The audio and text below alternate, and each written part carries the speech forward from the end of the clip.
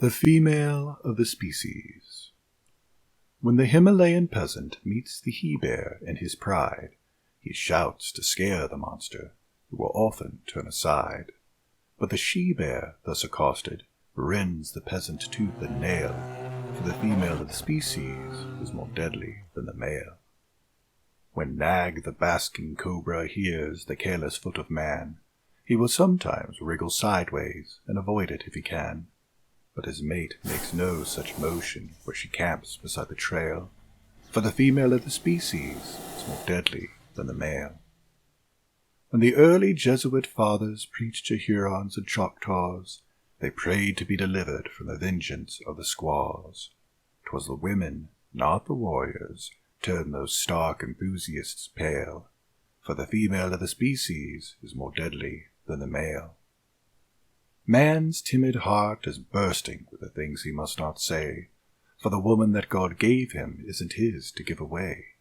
But when hunter meets with husband, each confirms the other's tale.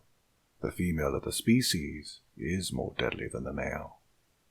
Man, a bear in most relations, worn and savage otherwise.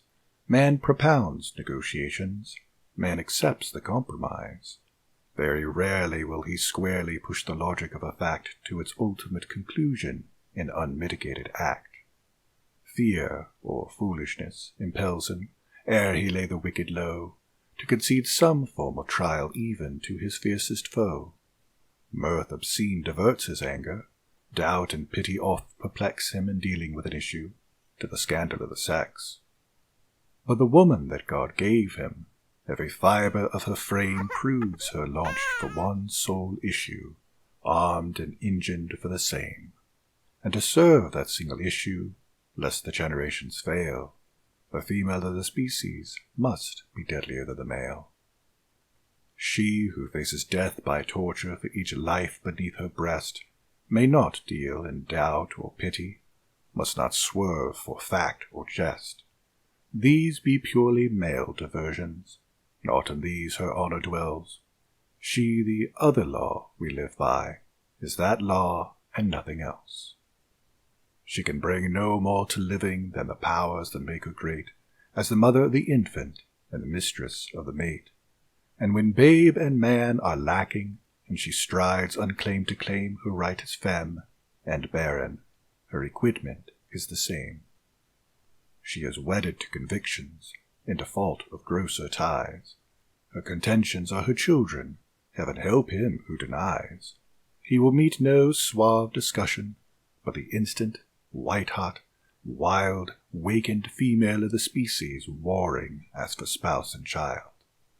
Unprovoked and awful charges, even so the she-bear fights. Speech that drips, corrodes, and poisons, even so the cobra bites. Scientific vivisection of one nerve till it is raw, and the victim writhes in anguish, like the Jesuit with a squaw. So it comes that man, the coward, when he gathers to confer with his fellow braves in council, dare not leave a place for her where, at war with life and conscience, he uplifts his erring hands to some god of abstract justice, which no woman understands. And man knows it, knows, moreover, that the woman that God gave him must command, but may not govern, shall enthrall, but not enslave him. And she knows, because she warns him, and her instincts never fail, that the female of her species is more deadly than the male.